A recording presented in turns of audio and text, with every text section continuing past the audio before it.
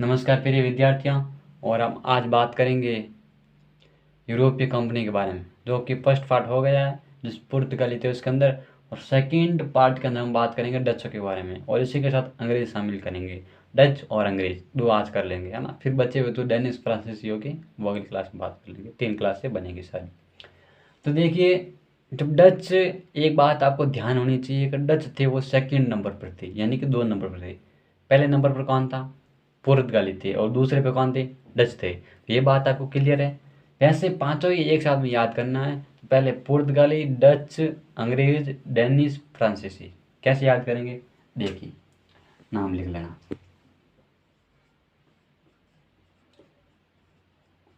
पुर्तगाली, डच, अंग्रेज, डेनिश, फ्रांसीसी। ठीक है ना। कैसे याद करेंगे सर? आप लिख तो दिए, लेकिन याद कैसे करेंगे? देखिए, पुर्तगाली सबसे बड़ा है, ठीक है ना। पर शब्द में सबसे बड़ा दिख रहा है ना, 1 2 3 4 4 है शब्द में ना। अंग्रेज भी 3 ही होते हैं वैसे, 3 शब्द है इसके अंदर, लेकिन बड़े बड़े इसके अंदर 4 है। पुर्तगाली। डच कैसे है? छोटे हैं। अंग्रेज कहते हैं थर्ड नंबर पे है ना। तो ये कैसे याद रहेंगे? सबसे पहले पुर्तगाल आएगी, फिर डच और डेनिश। ड भी है और ड भी है, लेकिन इसमें ये बात है कि जो छोटा होगा वो सबसे आगे रहेगा ना। आगे रहेगा ना, तो डच को रख देते सबसे आगे, और डेनिश रख देते बीच में, है ना, बाद लास्ट में। बीच में कौन डाल देंगे? अंग्रेज डालेंगे ना, अंग्रेज। डच छोटा है, इसको सबसे आगे रख दिया, और डेनिश थे उनको लास्ट में रख दिया, तो बीच में अंग्रेज डाल दिए, और उनके लास्ट में फ्रांसीसी हो गए। कैसे? कि लास्ट में क्या होता है, कोई युद्ध वगैरह लास्ट में क्या होता है, अंतिम में सब फरार हो जाते हैं। तो फ्रांस क्या हो जाता है? फरार हो जाता है। तो कैसे याद रहेगा? तो लास्ट में एक काम होता है, फ्रांस होना। क्या हो जाना? फरार हो जाना। तो यही फरार फ्रांस के नाम से निकलता है ना। अपनी जो याद करने के ट्रिक है, बाकी फ्रांस फरार के नाम से नहीं निकलता है, वो ध्यान रखना है। तो चलो देखिए, डच का आगमन, है ना। डच का आगमन। अब देखिए, डच का आगमन किस प्रकार होते हैं।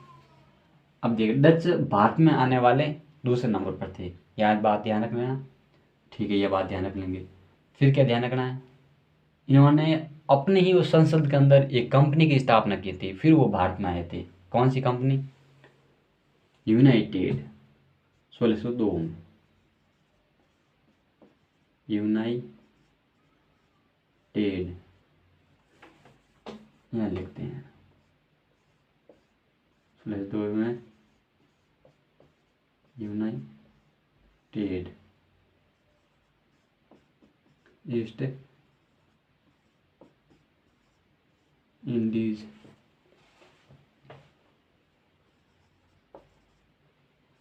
ऑफ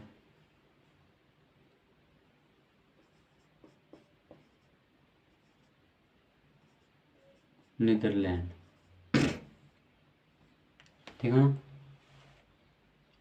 1602 में United East Indies company, sorry, United East Indies company of Netherland, ये बीच में एक कंपनी लिखा लेना। ठीक है ना, कंपनी ऑफ नीदरलैंड। अब इसमें क्या थे, ये वहां पर कंपनी बनी, और संसद के अंदर एक बात बोली गई। कौन सी संसद? इंडिया की थोड़ी थी था, वो तंग वहाँ पूरे डचों की थी। डचों की संसद के अंदर एक बात बोली गई थी कि जो हमारे ये डच व्यापारी है, ये कहाँ जा रहे हैं? ये दक्षिणी एशिया के अंदर जा रहे हैं, मतलब ये भारत के अंदर जा रहे हैं। और भारत के अंदर जाके क्या करेंगे? ये जो वहाँ के कच्चे माल है ना, जो मसाले होते हैं, और भी जो कच्चे कपड़ा का जो माल होता है, वो क्या करेंगे?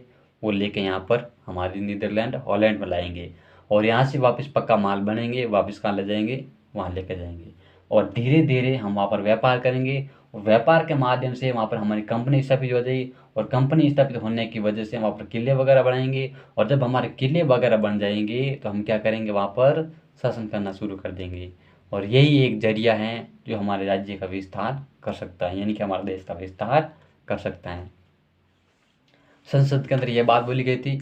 और जब व्यापारियों को यहाँ पर भारत के अंदर भेजा गया था कि भाई कोई महत्वपूर्ण व्यापारी थे वो भारत के अंदर आने लगे थे, और जब वो भारत के अंदर आगे आने लगे थे तो उनको एक बात बोली गई थी, मतलब उनको अधिकार पत्र दिया गया था कैसे व्यापार करने का। कैसे अधिकार पत्र दिया, मतलब उसके अंदर ये था कि आप अधिकार पत्र इनको दिया जा रहा है, जिसका तात्पर्य ये होगा कि वहाँ पर ये युद्ध कर सकेंगे, है ना। एक तो खुले तौर पर व्यापार करने का कोई डर नहीं है, क्योंकि वहाँ के जो देश का ना, देश के द्वारा उनको अधिकार दिया गया है व्यापार करना। यहाँ पर खुले तौर पर व्यापार करेंगे, और फिर युद्ध की स्थिति होती है युद्ध भी कर सकते हैं, फिर संधि की स्थिति पड़े तो संधि भी कर सकते हैं, कोई जगह पर स्थापित होना पड़े तो जगह भी खरीद सकते हैं, है ना। और यदि किले बनाने की आवश्यकता पड़े तो किले भी बना सकते हैं, अपना पैसा वहाँ पर खर्च कर सकते हैं इंडिया के अंदर। इस प्रकार की जो सुविधाएं हैं वहाँ के डचों के द्वारा, जो सरकार थी, संसद थी, उनके द्वारा दी गई थी। तो ये बात आपको महत्वपूर्ण ध्यान रखनी है कि United East Indies company of Netherland, है ना, की स्थापना कब की थी? 1602 के अंदर। जिसका तात्पर्य क्या था? जिसका तात्पर्य ये था भारत में जाकर यूरोपीय कंपनी स्थापित करना, सॉरी मतलब कि नीदरलैंड हॉलैंड की कंपनी स्थापित करना, जिसके माध्यम से व्यापार करना, संधियाँ करना, युद्ध करना और किले बनाना और ज़मीनें खरीदना, ये इसके अंदर शामिल था।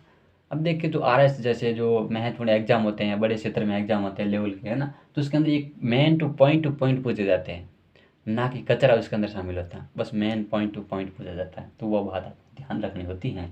बस हमें जो ऐसे ऐसे तरह के एग्जाम निकालने होते हैं या कांस्टेबल होते हैं, है ना, और भी जो महत्वपूर्ण एग्जाम होते हैं, है ना, फर्स्ट ग्रेड होता है, सेकंड ग्रेड होता है, जिसके अंदर टीचर के भर्ती के अंदर, है ना, आईआईटी जैसे और भी कई एग्जाम होते हैं, आईआईटी से शामिल नहीं होगी, है ना, हो सकता है सिलेबस, लेकिन इसको मेरा पता नहीं आईटी का, है ना, उसके अंदर शामिल नहीं है मेरे ख्याल से।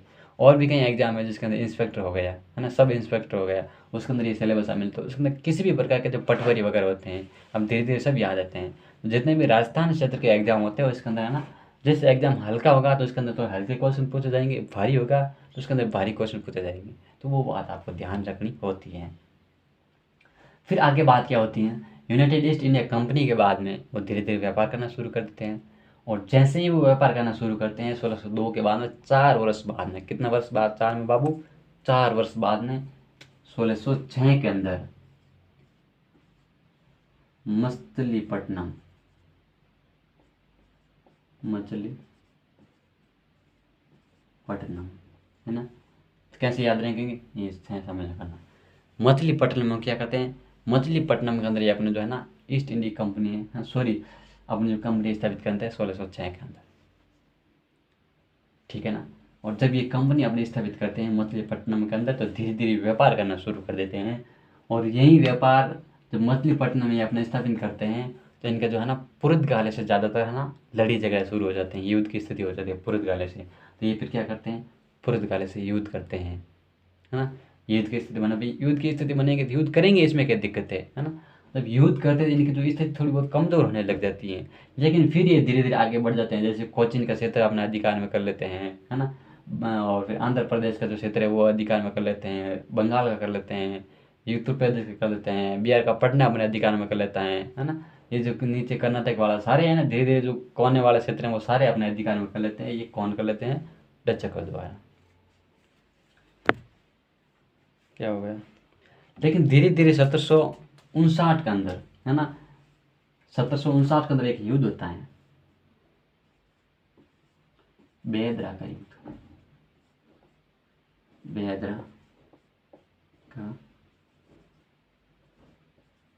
युद्ध, है ना, बेहदरा के युद्ध। इस बेहदरा के युद्ध के अंदर एक बात होती है, इस बेहदरा के युद्ध के अंदर क्या होता है, डच और अंग्रेजों के बीच में युद्ध होता है। किसके बीच में युद्ध होता है? डच व अंग्रेज, है ना। बेहदरा का युद्ध कब हुआ था और किसकी कीमत ये होता है? Very very most and important, ठीक है ना। डच, है ना, और अंग्रेज के बीच में युद्ध हुआ था, और इस युद्ध के अंदर अंग्रेजों की विजय हो जाती है और डच पराजित हो जाते हैं। और ये पराजय इतनी घातक पराजय थे कि आने वाले समय के अंदर डच का अस्तित्व खत्म हो गया था। और इनकी जो जानकारी है ना, 1722 के जो हमें अभिलेख मिलते हैं, है ना, जो सरकारी दस्तावेज मिलता है, उनके बारे में इनकी सारी जानकारी हमें प्राप्त होती हैं। फिर आता है अंग्रेजों के उदय के कारण, है ना, किस प्रकार अंग्रेजों के उदय हुए थे, है ना, तो उसके बारे में थोड़ा सा देख लेते हैं। देखिए अंग्रेजों के बारे में,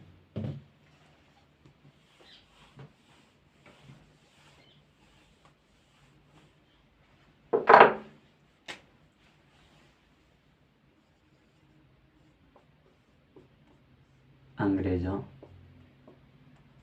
का भारत में आगमन, आगमन, ठीक है ना।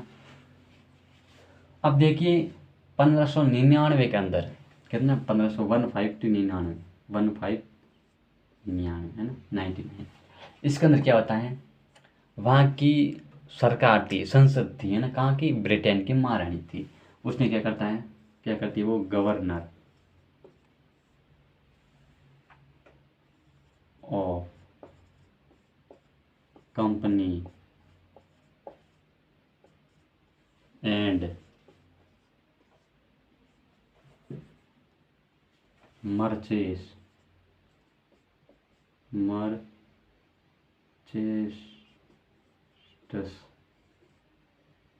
ऑफ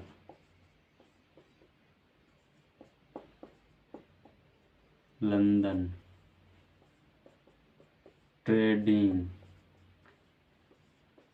टू द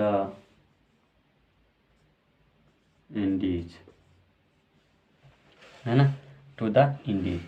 तो ये बात ध्यान रखनी है। देखिए 1599 के अंदर ये सारी प्रक्रिया हो गई।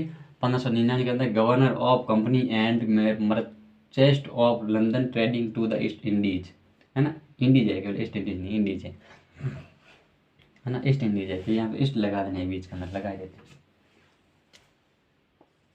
East Indies. ये बात हो गई। अब इसके बाद के अंदर ये बात बोली गई थी ब्रिटेन की संसद द्वारा कि आप इस कंपनी के माध्यम से व्यापार करेंगे इंडिया के अंदर, ठीक है। उन्होंने कहा ठीक है, व्यापार करेंगे, और कंपनी यहाँ पर जाके अपनी कंपनी स्थापित करनी है और वहाँ पर व्यापार करना है, और ज़्यादा से ज़्यादा हो सके वहाँ से कच्चा माल हमारे यहाँ पर वापस लेके आना है और पक्का माल ले जाना है। उसी टाइम वहाँ से तो इनको अधिकार मिल गया था, कहाँ से, ब्रिटेन के, लेकिन भारत से अधिकार प्राप्त करना जरूरी है ना। अपने हम जैसे मान लीजिए भारत है, भारत सरकार द्वारा कोई अधिकार प्राप्त कर लेता है कि हम विदेश में व्यापार करना है, लेकिन विदेशी भी तो उनको अपना एंट्री देगा ना, तब काम बनेगा ना। अपने कहने से क्या होगा, व्यापार थोड़ी ना होगा। तो फिर उन्होंने बोला कि नहीं यार, आप तो सर हमें कोई बात नहीं दे रहे हैं अधिकार, लेकिन भारत के अंदर जो राजा है वो हमें अधिकार देंगे तब काम आएंगे, वहाँ पर भी व्यापारी है, वो चाहेंगे तो व्यापार करने देंगे, वरना व्यापार करने थोड़ी ना देंगे। आपकी बात भी सही है। तो फिर क्या करते हैं, देखिए उन्होंने एक बात बोली थी, क्या बोली थी, एक व्यक्ति को भेजते हैं, है ना, दूध भेजते हैं, और यदि वो अपने सही तरीके से बातचीत करके आ जाएगा तो हम वहाँ पर कंपनी स्थापित कर देंगे, वरना आगे और सोचेंगे, ठीक है ना। तो वो एक व्यक्ति भेजते हैं भारत के अंदर, है ना, जेम्स प्रथम के समय, प्रथम नहीं आता, जेम्स प्रथम नहीं आता, उनके समय में आता है कैप्टन हॉकिंस,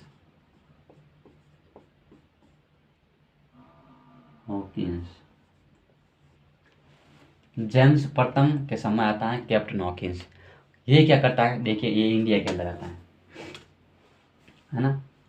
उससे पहले एक बात आपको ध्यान रखनी है, इन्होंने जब ये अधिकार दिया था, ये कब दिया था, जब ये इन्होंने बात बोल दी थी कि भाई यहाँ इस कंपनी के माध्यम से, लेकिन एक ये जब बोलने के बाद लगभग एक वर्ष लग गया था। ये 99 की बात है, 1600 के अंदर, 31 दिसंबर 1600 के अंदर ये एक रॉयल चार्टर था, नाम क्या था, लिख देता हूँ, रॉयल चार्टर के माध्यम से इनको अधिकार दिया था 31 दिसंबर 1600 के अंदर, ठीक है ना। तो ये डेट भी ध्यान रखनी है, कब है ना इनको ये अधिकार देगा था, 31 दिसंबर 16 को रॉयल चार्टर के माध्यम से। लेकिन कंपनी बनी थी कब, governor of company and merchants of London attending to the East Indies, है ना, 1599 के अंदर वो कंपनी बन गई थी। लेकिन इनका अधिकार कब मिला था, 31 दिसंबर 16 को, कौन से किसके माध्यम से मिला था, रॉयल चार्टर के माध्यम से मिला था, ठीक है ना। पर यहाँ पर एक जेम्स प्रथम का समय ये व्यक्ति आता है कैप्टन हॉकिंस, वो आता है जहांगीर के दरबार में, किसके दरबार में आता है, जहांगीर के समय। कब आता है? जहांगीर के समय। जहांगीर के दरबार में आके बोला, क्या हुजूर हमें क्या करना है, यहाँ पर कुछ शरण चाहिए कुछ देने के लिए। जहांगीर कहा, ठीक है शरण ले लीजिए, बैठ जाइए, आराम से बैठो, खाना वगैरह खाओ, क्या दिक्कत है, गाया वगैरह है उनके जो गोबर वगैरह गिराना है, ऐसा बोलेंगे। लेकिन एक अनुमान लगे यहाँ से बोला है क्या, ठीक है ना। अब जब ये बात बोली गई थी कि भाई हमें यहाँ पर शरण वगैरह चाहिए कुछ, एकदम तो कैसे बोलेंगे यहाँ पर हमें कंपनी स्थापित करनी है, कोई ऐसे गिरा देगा ना टपका के, कैसे व्यापार करने के लिए आया है, कोई भी एकदम डायरेक्ट जाके बोलेगा सीधे दुश्मनी स्टार्ट हो जाती है। जैसे पुर्तगाली थे वहाँ पर, और भी कहीं थे, ऐसे दुश्मनी हो गई, वहाँ के स्थानीय व्यापारी थे। ऐसे कुछ उन्होंने डायरेक्ट बोला नहीं, 2 दिन रुका, फिर बोला था कि साहब ऐसी बात है, मेरे आने का उद्देश्य यही है कि आपसे निवेदन करते हैं कि हमको यहाँ पर कंपनी स्थापित करनी पड़ेगी, और हम अंग्रेज हैं और हम यहाँ पर व्यापार करना चाहते हैं। तब जहांगीर ने सोचा, यार बात तो ठीक है, कोई व्यापार कर रहा था, हमें मुनाफा तो होगा ही ना, यहाँ से कच्चा माल लेंगे, ले जाएंगे, पैसा मिलेंगे, किसानों को फ़ायदा होगा, है ना। क्या होगा, किसानों को फ़ायदा होगा, हर चीज़ की सुविधाएं हमें उपलब्ध होगी। लेकिन फिर जब वो बात करता है अपने जो स्थानीय जो व्यापारी थे ना उनसे, और जो पुर्तगाली थे, डच थे, उनसे भी बात करता है कि भाई आपको कैसे लगता है, भाई वो आ रहे हैं, है ना, अंग्रेज व्यापार करना चाहते हैं, आपकी इजाज़त हो तो फिर उनको व्यापार करने की इजाज़त दी जाए, वरना फिर नहीं दी जाए। फिर उन्होंने विरोध कर दिया कि अंग्रेजों ने, सॉरी पुर्तगालियों ने, स्थानीय व्यापारी ने कहा, भाई हमें ये बात नहीं बैठती है, आ जाओ आप, ठीक है अच्छी बात है, वो व्यापार करेंगे, मुनाफा होंगे, लेकिन फिर हम कहाँ जाएंगे, भाई व्यापार करने का अधिकार हमको है, भाई सबसे पहले तो हमें यहाँ पर है ना, भाई पुर्तगाली बोल रहे हैं, स्थानीय व्यापारी बोल रहे थे, हमको अधिकार, हम व्यापार करेंगे, उनको कहाँ से अधिकार मिला, आप इस प्रकार अधिकार उनको नहीं दे सकते। फिर उन्होंने फिलहाल मना कर देते हैं। मना करने का कारण कैसे, फिर वो हॉकिंस को बोलते हैं, भाई हॉकिंस ऐसी बात है, तेरे को मैं व्यापार करना था, हम यहाँ देंगे नहीं, क्योंकि हमारी इजाज़त नहीं दे सकते, क्योंकि स्थानीय व्यापारी है और पुर्तगाली है, वो इजाज़त दे तब तो बात बनती है, लेकिन मैं अकेला तो नहीं दे सकता। तो फिर वो बोलते हैं, हॉकिंस बोलते हैं, मैं ऐसे खाली हाथ तो कैसे जाऊँगा, मैं वहाँ पर जाऊँगा मेरे को शर्म आएगी। कि शर्म क्यों आएगी, तुम भिखारी थोड़ी ना हो, कि भिखारी है और तो क्या है, इसमें कमी तो कुछ है नहीं, है ना, तभी तो यहाँ पर व्यापार करना है, हमारे पास कुछ है नहीं खाने के लिए, तब तो व्यापार करा है ना। चाहेंगे ठीक है, तू एक ही है, गरीब और ही कोई है कि नहीं, फिलहाल तो सभी है, लेकिन मैं थोड़ा इम्पोर्टेंट हूँ। तो फिर हॉकिंस को क्या करते हैं कि बोलते हैं, भाई तेरे को एक काम कर, तो 400 रुपये ले ले हर वर्ष, है ना, और 400 वर्ष का, मतलब कि 400 का मनसबदार नियुक्त कर देते तेरे को, कितना का, 400 का मनसबदार। ये 400 देते गए और मनसबदार नियुक्त कर दिया। हॉकिंस का ठीक है यार, हमारा गुजारा चल रहा है, फिर और हम ज़्यादा पैसे से क्या करेंगे। और जैसे ये कुछ समय बीतता है ना, धीरे धीरे समय बीतता है, तो 1613 के अंदर लगता है यार इनको, किसको, जहांगीर को, है ना, कि यार ये आया था इतने टाइम से हमारे मेरे पास रह रहा था, है भी ईमानदार, है भी सिंसियर, और माइंडेड भी है, खोपड़ी टेढ़ी है इसके भी, दिमाग में है, पढ़ने में भी होशियार है ना, और जो रणनीति बनाते हैं, कूटनीति, उसमें भी होशियार है, तो शायद हो सके उन कंपनी को यहाँ पर बसने दिया जाए। और इसी के माध्यम से ये 1613 के अंदर एथफोर्ड प्रथम नाम का व्यक्ति था, है ना, देखिए कौन नाम का था, एथवर्ड प्रथम नाम का व्यक्ति था, है ना, थॉमस एल्थवर्ड, कौन था, थॉमस थॉमस एल्थवर्ड, थॉमस एल्थवर्ड प्रथम। इसके माध्यम से यहाँ पर कंपनी स्थापित कर दी कि बोले आप व्यापार कर सकते हैं, ठीक है, थोड़ा और व्यापार कीजिए, कोई दिक्कत नहीं है। और इसी के माध्यम से फिर धीरे धीरे उनको पता चला, ब्रिटेन वालों को, कहीं भी वो गया है हॉकिंस, लेकिन उसका कोई समाचार मिला नहीं है, सही तरीके से सटीक समाचार नहीं मिला है। तो एक और व्यक्ति भेजते हैं, तो वहाँ पर जो कंपनी का एक और व्यक्ति भेजते हैं, सर टॉमस रो,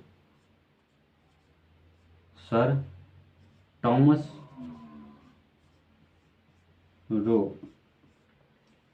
कब भेजते हैं, सर टॉमस रो को भेजते हैं 1615 के अंदर, है ना। जेम्स प्रथम क्या था भाई 1615 के अंदर, कि भाई तू जा और कुछ जो रणनीति ऐसे ही बोले, क्या सर टॉमस रो जाता है और जहांगीर से बातचीत करता है कि नहीं हमें व्यापार करना दीजिए, फिर वो क्या कहते हैं, एकदम क्लियरिटी व्यापार करने के लिए देते हैं कि भाई आप व्यापार कर दीजिए, है ना, कोई दिक्कत नहीं है।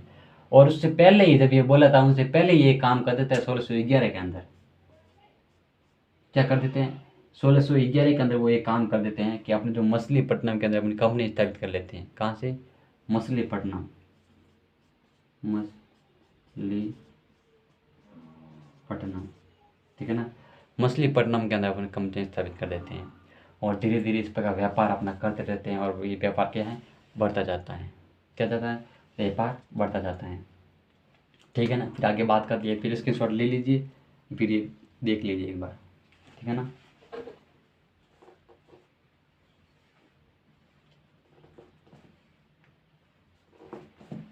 ठीक है ना।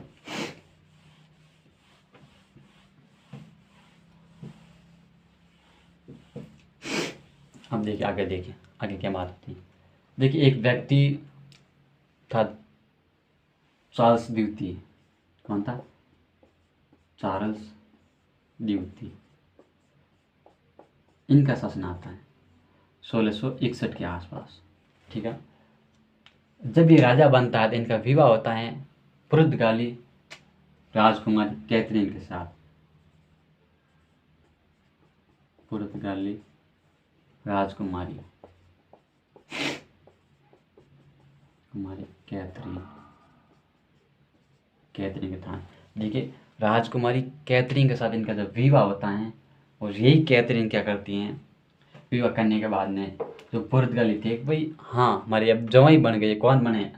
जो हमारे इंग्लैंड के जो राजा चार्ल्स थे। तो फिर वो बम्बई को क्या करते हैं, उनको बम्बई का ना उनको दहेज में दे देते हैं। क्या करते हैं? ये बम्बई क्या लीजिए आप, दहेज में ले लीजिए। ये तो मज़ा आ गया इनको, तो बम्बई मिलेगी अंग्रेज़ों को।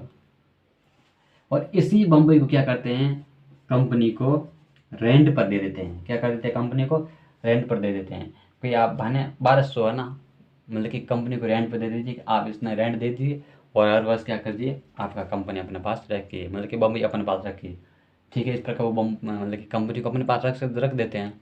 और इसी के साथ में एक और क्षेत्र ये खरीद लेते हैं 1200 में, मद्रास को। क्या करते हैं? 1200 के अंदर मद्रास को अपने अधीन कर लेते हैं। 1200 रुपये दे के और हर साल के लिए मद्रास अपने अधीन कर लेते हैं और वहाँ पर एक किला बना देते हैं, फोर्ट फोर्ट सेंट, है ना। फोर्ट सेंट के नाम से वो क्या करते हैं, किला बना देते हैं। जॉर्ज, है ना, फोर्ट सेंट जॉर्ज नाम से किला बना देते हैं, मद्रास पर बना देते हैं किला। फिर इसी प्रकार और एक क्षेत्र ये अपने प्राप्त कर लेते हैं। यहाँ पर जो आज का जो कलकत्ता है ना, आज का जो कलकत्ता है उसी कलकत्ता पर कुछ क्षेत्र है वो रेंट पर ले लेते हैं और वहाँ पर एक और किला बनाते थे, फोर्ट, है ना। वहाँ पर एक और किला बनाते थे, फोर्ट, है ना। और इसी किला में क्या होता है, इसी फोर्ट किला के अंदर, है ना, विलियम्स, है ना, इसी फोर्ट किला के अंदर क्या करते हैं कि अपना फोर्ट विलियम नामक एक किला बना देते हैं। फोर्ट विलियम फोर्ट विलियम नामक किला बना देते हैं, ठीक है ना।